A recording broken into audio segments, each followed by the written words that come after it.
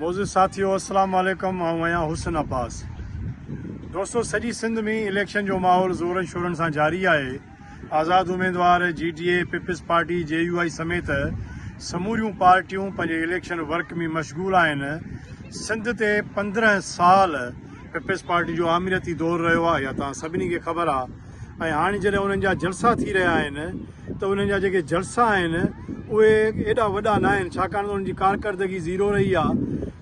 Peoples party जा उम्मीदवार police जे निगरानीअ में, लोफरनि हथियारबंदनि जी निगरानी में वर्क करणु वञनि पिया, पर उन्हनि खे शदीद मज़मत ऐं मज़ामत जो सामनो करिणो पियो पवे। ईअं ई जेको आहे सो बिलावल भुट्टो ज़रदारी साहिब जा जेके जलसा आहिनि, या उहे नाकाम मिलनि पिया, या उते कुर्सियूं ख़ाली मिलनि पियूं, छाकाणि त माण्हू कावड़ियल आहिनि, माण्हुनि जा कम न आहिनि थिया ऐं माण्हू शदीद तायल आहिनि। उते हिकिड़ी ॿी वॾी शइ नज़र आई आहे। मोहतरम बिलावल भुट्टो ज़रदारी साहिब जे जलसनि में ललेचन जेको आहे सो पीपल्स पार्टी जे अॻुवाणनि जा खीसा कटणु शुरू कया आहिनि, पीपल्स पार्टी जे सपोर्टरनि जा खीसा कटणु शुरू कया आहिनि। ख़ुदि जेके पीपल्स पार्टी जा कैंडिडेट्स आहिनि, शिकायतूं आहिनि त उन्हनि जा बि ललेचा खीसा कटे विया आहिनि। मूंखे हैरानगी आहे त ललेचनि जा खीसा जेको आहे सो ललेचा पिया कटनि, छाकाणि त हिननि सॼी सिंध जा खीसा कटिया आहिनि। 15 साल फंड खाधा, डेवलपमेंट, स्कूल, इस्पतालूं, 4, 5, 7, 8 करोड़ क़ौम जा हिननि खीसा कटिया आहिनि। अॼु ही बि शिकायतूं पिया कनि त हिननि जा खीसा कटिजनि पिया।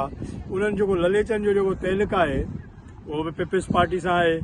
हाणे मूंखे इहा ॻाल्हि सम्झ में नथी अचे त भई पुलिस में बि ललेचा, लोफर बि ललेचा, कैंडिडेट बि ललेचा, ॿुधंदड़ बि ललेचा, पैसा कढी वेंदड़ बि ललेचा। हाणे सॼी हिकिड़ी ललेचनि जो हिकिड़ा वॾा टोला सिंध में जमा थियल आहिनि, जेके वरी वोट वठंदा ऐं वरी 15 साल माण्हू जेके आहे इन ललेचनि जे हथूं फुरबा रहिबा। मुंहिंजो इहो मशवरो आहे त महिरबानी करे इन्हनि ललेचनि खे सुञाणो।